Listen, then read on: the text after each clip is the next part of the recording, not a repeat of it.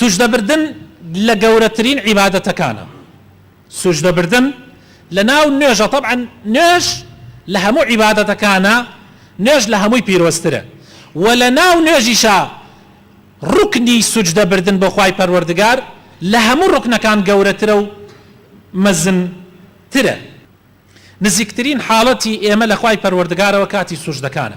بۆیە پێغەمبەری خوا صلی الله علیه وسلم ئەفەرمێ چی دوعایەکتان هەیە لەو کاتە بیکەن، دوعای تایبەتیتان هەڵگرن بۆ کاتی سوجدە بردن، چونکە ئەو کاتە خوای تعالی دوعاکانتان قبول ئەکاوە. خوای تعالی بە مەڕیەم ئەفەرمێ یا مەڕیەم اقنوتی لربکی واسجدی واركعي مع الراكعين.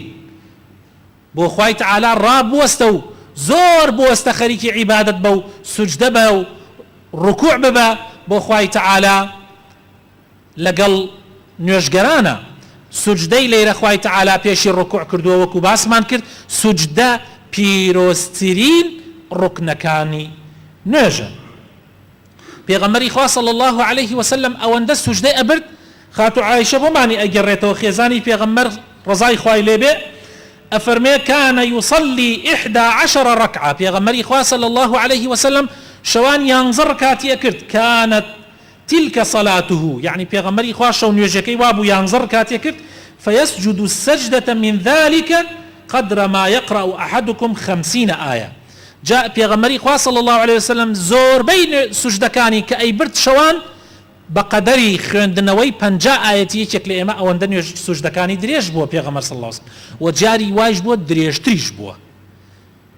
بەڵام زۆربەی شەو نوێژی پێغەمبەر صلی الله عليه وسلم ئاوا بووە.